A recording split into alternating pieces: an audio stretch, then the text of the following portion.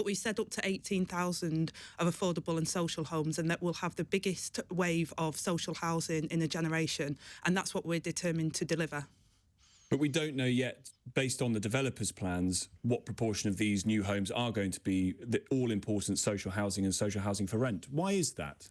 Well, it's like trying to pin blancmange to a wall, if I could be so frank, because it depends on the site. Her subsequent appearance with LBC's Tom Swarbrick, on the other hand, presents quite another picture.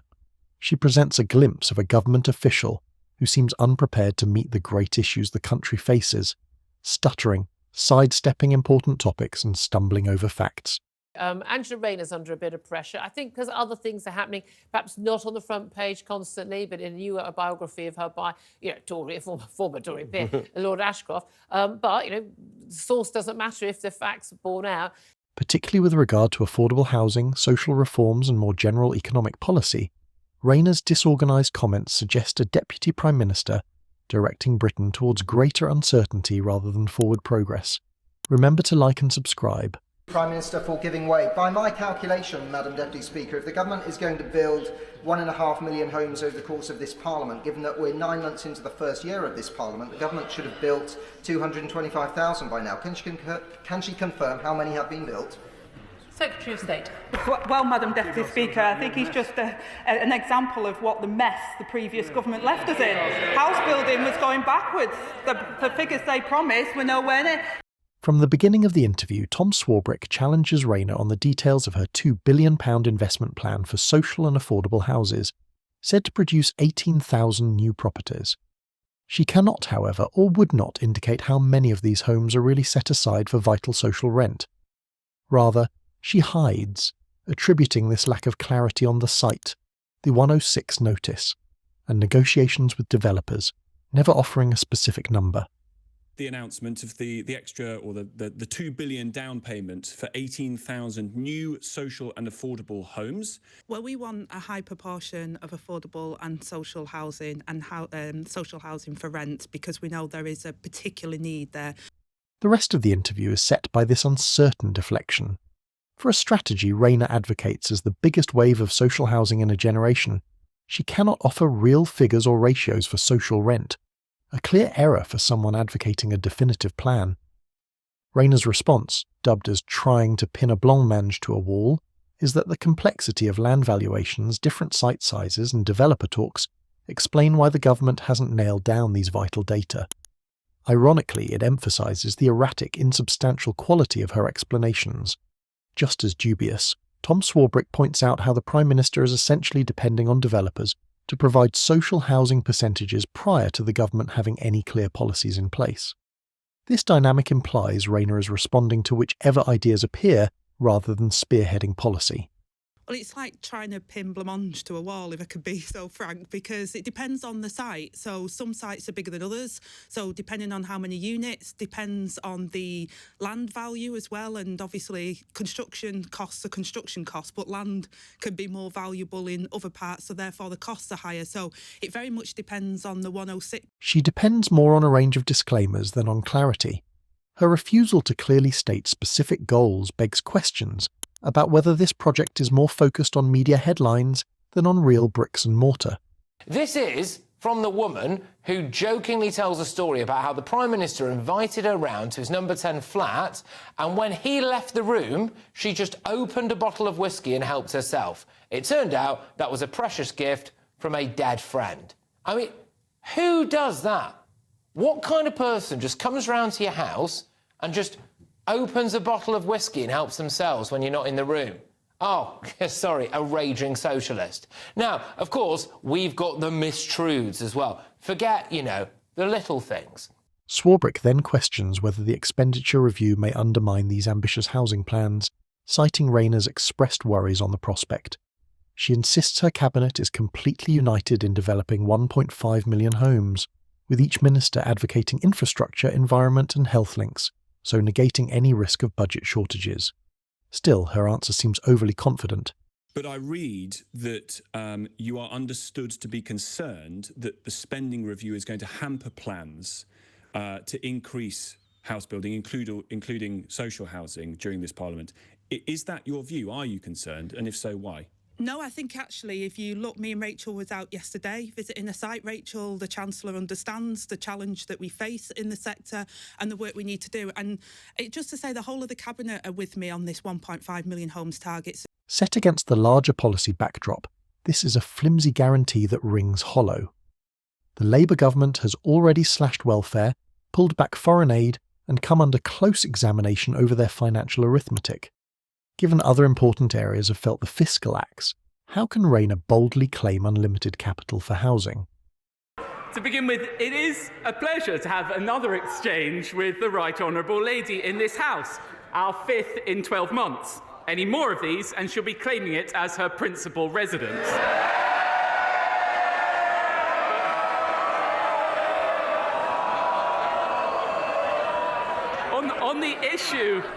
On the issue of no-fault evictions, it may have escaped the Right Honourable Lady's attention, but we will be voting on exactly that matter later today. The Conservative government taking action. One obvious paradox arises when Swarbrick notes that under this government developers are allegedly holding back because of a lack of a pro-growth atmosphere, although Rayner says otherwise. She says over and over that developers are lining up to help reach the 1.5 million houses target, going so far as to state she excited about the legislative changes. You're not a child, you're a grown-up now, in a grown-up world with grown-up responsibilities. Mm-hmm. And you see, I mean, lots of people will say, well, it is very grown up to be in a nightclub, larging it. That's what people do when they're grown up. You're allowed in a nightclub, you're allowed to drink alcohol. There's no bossy adult to tell you to go to bed, so you don't have to go to bed. So you can rave, you can bleach it right through the night till the next morning. Yahoo, fantastic. Well, it's great. We can all let her hair down like that, but she's really coming across as the Vicky Pollard, Catherine Tate of the party. See, now I wonder if you're being snobby. Are you being snobbish? No, I'm not being snobby at all. I think I'm being realistic. It's Vicky a case Pollard, of that's not a compliment. The power of her office. Right. It's such an honour to hold that office. You're representing the country. What sort of fun on holiday would you allow Angela Rayner to have? What should she be doing that you think is appropriate? I think she just needs to be more conscious. Given the government's history of high taxation and ongoing austerity, one would wonder why Rayner insists that big developers are ecstatic and eager to start projects. Why has the general investment environment turned sour if the surroundings are really so favourable for development? Why are so many people worried about underlined budgetary priorities and stagnate output? Rayner's arguments seem to be removed from reality and present constant platitudes instead of hard data. Developers telling you that this isn't a pro-growth environment, and so they're holding back this expenditure because they don't know if they're going to make any money on it. There is no growth. Well, that's not what developers are saying to me. In fact, they're welcoming this announcement. Swarbrick changes direction to talk on wealth distribution.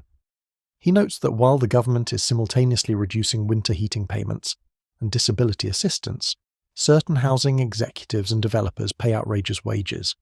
Directly questioned whether the richest pay enough taxes, Rayner slips and turns to they are paying a higher proportion, ignoring the demands from inside her own party to apply a real wealth tax. Well, look, I mean, the first thing is Angela Rayner is the Secretary of State for Housing, Communities and Local Government, basically charged with improving the planning system, building houses and fixing the potholes. None of those are actually going that well for her. Her disorganised response reveals her referring contradicting budget decisions, some of which allegedly pounded business, others apparently not enough. Her defence is confused rather than firm. Her comments, if anything, suggest uncertainty at the top, with the administration being bashed from the left and the right, as she says. Maybe that points to a more fundamental absence of consistent policy. When Swarbrick questions Rayner about reducing benefits for vulnerable people, particularly elderly depending on winter fuel payments, the interview becomes one of the most negative experiences. Claiming an overall benefit for seniors through the triple lock, the Deputy Prime Minister tries to defend these cuts, but it sounds like spin to the interviewer and audience both. You will know that there are plenty of housing developers who are very wealthy. The CEOs of these big firms make a huge amount of money. And lots of your colleagues have been talking about wealth taxes. What's your view on a wealth tax for those with assets or income of over 10 million quid? Well, look, we're getting bashed from, shall I say, the left and the right on this particular agenda at the moment. She never answers the moral issue of cutting disability benefits while rich businesses keep making money. Her remarks seem as stuttering half-answers buried in a maze of disclaimers regarding, "We did this, we did that." Such evasiveness does not satisfy opponents. Rather, it reinforces the idea that Rayner is out of her purview and is fervently defending an illogical set of policies. When Rayner veers into her personal history, having skin in the game, her mother and son both had been on welfare. She supports cuts in the name of driving individuals into employment, even when she sympathises with those on welfare. How many children are we talking about? How many children are taught in classes that size? Well, there's variance in terms of class sizes over 30, and there's even some that are over 40, to be quite honest with you, and there's quite a substantial... What number of pupils are we talking about?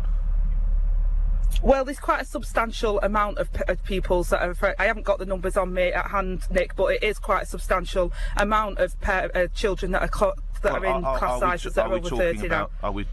Angela Rayner, are we talking about 50 children, 5,000 children, 5 million children? I mean, how many are we talking about? Although in this context it appears paradoxical, this personal story would usually humanise a politician's position.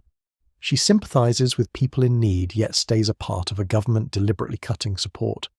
Swarbrick notes that conflict and draws attention to how simultaneously curbing disability compensation is being done. The response from Rayner is more discussion of possible work packages, once more lacking particular clarity. But there are, Deputy Prime Minister, so many people really worried about these cuts that are coming. They're already, if their pensioners already felt it through the winter fuel payments, disability benefits are going to be cut, a Labour government cutting those things, and they look and they see that the wealth of the wealthiest has grown and you're not going after it. Well, let me take each one of them in turn. I think that, Rachel, the Chancellor, did announce increases in tax on business and tax proposals that did hit more wealthiest, the non-dom tax status, etc. So I think she did make measures. When Swarbrick probes Rayner on a personal safari holiday, the dialogue veers strangely. She instantly refutes it, characterising her visit to Ethiopia for diplomatic negotiations as completely appropriate, and therefore overshadowing any reference of a safari excursion. The conversation shows Rayner stammering and confusedly trying to correct or clarify an apparently heard rumour. My mum was on welfare because she couldn't get off it. All her life she was written off, and it's had a detrimental impact on her. My son is just turning into his late teens. I want him to have opportunities. Though maybe a small problem, it emphasises how fast Rayner turns defensive, stumbling through an explanation instead than seeming to be in charge of the story. Should her staff have been better ready for such questions, one would anticipate a more polished, assured answer. Rayner tries swinging towards the topic of foreign policy near the conclusion to support the Prime Minister's position on Ukraine. She rejects the claim that Steve Witkoff, the American negotiator, finds Starmer's peacekeeping proposals oversimplified, so confirming the UK's continuous support for Kiev. More sleaze now. Angela Rayner, Deputy Prime Minister Angela Rayner, randomly went to Ethiopia. The trip cost the taxpayer 20 grand. There is no good reason why she needed to be there. But here we go. It turns out Ms Rayner asked if she could go on a taxpayer-funded private safari trip while she was there, and civil servants had to tell her that wasn't really appropriate.